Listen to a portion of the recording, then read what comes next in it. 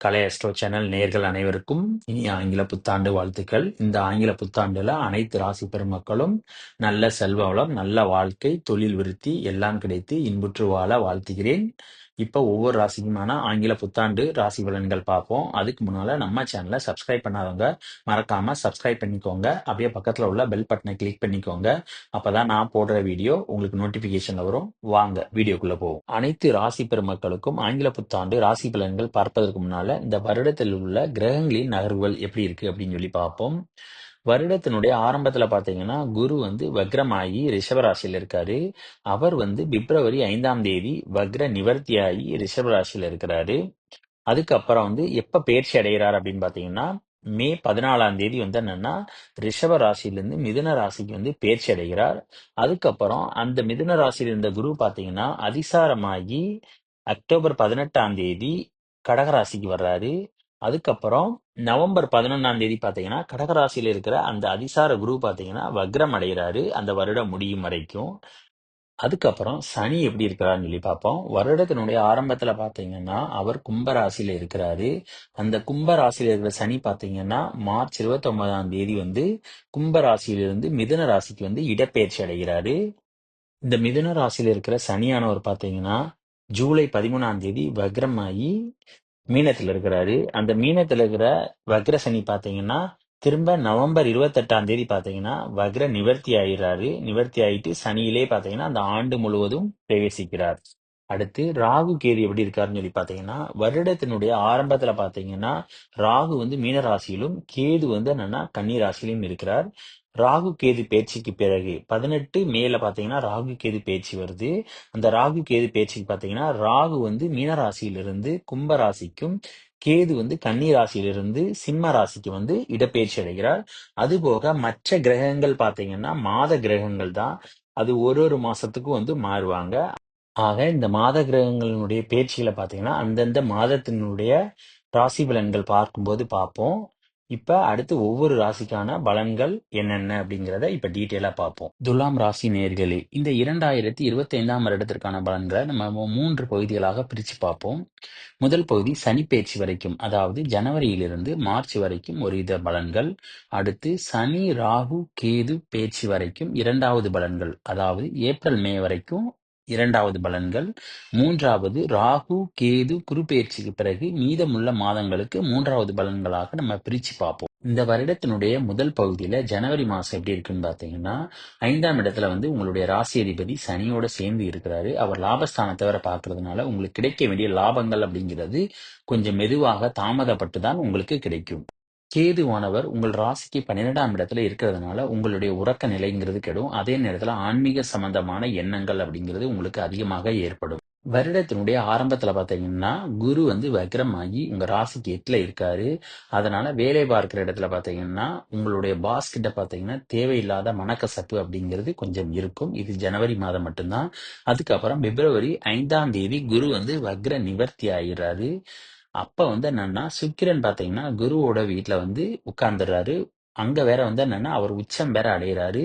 குருவும் சுக்கிரனும் பரிவர்த்தனை யோகம் அப்படிங்கிறது இருக்கிறதுனால வேலை பார்க்கும் இடத்துல பாத்தீங்கன்னா அனுகூலங்கள் அப்படிங்கிறது ஏற்படும். அதே நேரத்துல உங்களுடைய வேலையில பார்த்தோன்னா சில சில நன்மைகள் அப்படிங்கிறது உங்களுடைய பாஸ்ட் உங்களுக்கு கிடைக்கும். சனியினுடைய பார்வை குடும்பஸ்தானத்துல விழுவுறதுனால உங்களுடைய பேச்சுக்கள்ல என்னன்னா ஜனவரி மாதம் கவனமாக இருக்கணும். அந்த நேரத்துல பாத்தீங்கன்னா வக்ரம் பெற்ற குருவினுடைய பார்வை வேற இருக்குது. அதனால ஜனவரி மாசம் பாத்தீங்கன்னா குடும்பத்துல ரொம்ப கவனமா இருக்கணும். பெரிதான அளவுக்கு பொன்பொருள் சேர்க்கை அப்படிங்கிறது இருக்காது. அதே நேரத்துல கண்கள்ல கவனமா இருக்கணும். அடுத்து பிப்ரவரி மாசம் பாத்தீங்கன்னா குரு வக்ர நிவர்த்தி ஆயிடுறாரு. அவர் என்னன்னா அந்த நேரத்துல குடும்பஸ்தானத்தையும் பார்க்கறதுனால குடும்பத்துல சண்டை சச்சரவு அப்படிங்கிறது இருந்தாலும் அது நிவர்த்தி ஆகிவிடும். பெரிதான அளவுக்கு பயப்பட தேவையில்லை. தனக்காரனுடைய பார்வை பாத்தீங்கன்னா உங்களுடைய 2ஆம் இடத்தை பார்க்கிறாரு. அதே நேரத்துல 5ஆம் இடத்த அதிபதி லாபஸ்தானத்தை பார்க்கறதுனால பிள்ளைகளின் மூலமாக வருமானங்கள் உங்களுக்கு ஏற்படும். சனியானவர் உங்களுடைய ராசிக்கு 7ஆம் இடத்தை வர பாக்குறாரு. சுக்கிரன் பாத்தீங்கன்னா வருஷத்தினுடைய ஆரம்பத்துல சனியோட சேர்ந்து இருக்காரு. இதனால கணவன் மனைவிக்குள்ள சண்டை சச்சரவுகள், அது மட்டும் இல்லாம நண்பர்களுடனான கருத்து வேறுபாடு அப்படிங்கிறது ஏற்படும். அந்த நேரத்துல நீங்க அதிகமாக பேசாமல் இருப்பது ரொம்ப நல்லது. அதே நேரம் உங்க ராசியதிபதியான சுக்கிரன் பார்த்தீங்கன்னா, பிப்ரவரி மாசம் ராகுவோட சேர்ந்து 6ஆம் இடத்துல இருக்கிறாரு. 6ஆம் இடத்ததிபதி 8ல இருக்கிறாரு. ராகுவினுடைய பார்வை பார்த்தீங்கன்னா, 8ஆம் இடத்துல விழுவுறதுனால இரவு நேரங்கள்ல பயணம் செய்யும்போது கவனமா இருக்கணும். அது மட்டும் இல்லாம வண்டி வாகனங்கள்ல பார்த்தீங்கன்னா, ரொம்ப கவனமா இருக்கணும். இல்லன்னா விபத்துக்கள் அப்படிங்கிறது ஏற்படுவதற்கு வாய்ப்பு நிறைய இருக்கிறது. 6ஆம் இடத்து அதிபதியும் 8ஆம் இடத்து அதிபதியும் பிப்ரவரி மாசம் பார்த்தீங்கன்னா, பரிவர்த்தனை யோகம் பெற்றிருக்கிறாரு. இதே நேரத்துல உங்களுடைய ராசி அதிபதியோட ராகு சேர்ந்து இருக்கிறாரு. அந்த நேரத்துல சம்பள உயர்வு, பதவி உயர்வு அப்படிங்கிறது நீங்க எதிர்பார்க்கலாம். சனியினுடைய பார்வை உங்களுடைய ராசிக்கு 2ஆம் இடத்திலும், ராகுவினுடைய பார்வை ராசிக்கு 4ஆம் இடத்திலும் விழுவதனால, குழந்தைகளுடைய கல்வியில பார்த்தீங்கன்னா, கவனமா இருக்கிறது நல்லது. இல்லன்னா சின்ன சின்ன தடைகள் அப்படிங்கிறது ஏற்படும். இது 1லிருந்து 12 வரை படிக்கிற மாணவ, மாணவிகளுக்கு பொருந்தும். பிப்ரவரி மாசம் பார்த்தீங்கன்னா, நீங்க வண்டி வாங்கணும், இல்லன்னா சொத்து வாங்கணும் அப்படிங்கிற எண்ணம் உங்களுக்கு நெறைய ஏற்படும். அதனால உங்களுக்கு நெறைய செலவுகள் அப்படிங்கிறது அந்த மாசம் அதிகமாக ஏற்படும். அதே நேரம் ராகுவினுடைய பார்வை உங்களுடைய ராசி 4ஆம் இடத்துல விழுவுறதுனால, சொத்துக்கள் வாங்கும்போது வில்லங்கங்கள் ஏதும் இருக்கிறதா என்று செக் பண்ணி பார்த்து வாங்குறது ரொம்ப நல்லது. காதலிக்கிற துலா ராசினியர்களுக்கு வருடத்தினுடைய ஆரம்பத்துல பார்த்தோம்னா, பெரிதான அளவுக்கு முன்னேற்றங்கள் அப்படிங்கிறது இருக்காது. அதே நேரத்துல 2 பேருக்கான ஒத்துப்போகக்கூடிய சூழ்நிலை அப்படிங்கிறது வருடத்தினுடைய ஆரம்பத்துல இருக்காது. சின்ன சின்ன சண்டைகள் அப்படிங்கிறது உங்க இருவருக்கும் நடுவில் வந்து கொண்டே தான் இருக்கும். அடுத்து வருடத்தினுடைய 2வது பகுதியான சனி பெயர்ச்சிக்கு பிறகு ஏப்ரல், மேல என்ன மாதிரியான பலன்கள் அப்படிங்கிறத இப்ப பார்ப்போம். சனியானவர் மார்ச் 29ஆம் தேதி பார்த்தீங்கன்னா, அவர் கும்ப ராசியிலிருந்து மீன ராசிக்கு இடப்பெயர்ச்சி ஆகுறாரு. அங்கிருந்து உங்களுடைய ராசிக்கு 12ஆம் இடத்த பார்க்கிறாரு. இதனால உங்களுக்கு உறக்க நிலை அப்படிங்கிறது கெடும். அடுத்து சனியானவர் 3ஆம் இடத்தை பார்ப்பதனால பெரிதான அளவுக்கு உங்களுக்கு தைரியம் அப்படிங்கிறது இருக்காது. கொஞ்சம் எந்த விஷயத்தையுமே பார்த்தீங்கன்னா, ரொம்ப நிதானிச்சு தான் நீங்க முடிவெடுப்பீங்க. இந்த டைம்ல குரு பார்த்தீங்கன்னா, உங்களுடைய ராசி 4ஆம் இடத்த பார்க்கிறதுனால தாயாரினுடைய உடல்நிலையில நல்ல முன்னேற்றங்கள் அப்படிங்கிறது ஏற்படும். இந்த நேரத்துல சொந்த தொழில் செய்யணும் அப்படின்னு நினைக்கிறவங்க பார்த்தீங்கன்னா, ஆரம்பிக்காம இருப்பது ரொம்ப நல்லது. ஏன்னா செவ்வாய் பார்த்தீங்கன்னா நீச்சமாயி 10ஆம் இடத்துல இருக்கிறாரு. அதனால சொந்த தொழில் செய்யணுங்கிற எண்ணம் அப்படிங்கிறது இந்த டைம்ல இருக்காது. பெரும்பாலான துலா ராசி நேயர்கள் பார்த்தீங்கன்னா, இந்த நேரம் வெளியிடங்கள்ல வேலைகளுக்கு செல்வது அப்படிங்கிறது தான் நல்லது. ஏன்னா அந்த மாதிரியான அமைப்பு அப்படிங்கிறது தான் உங்களுக்கு இருக்கிறது.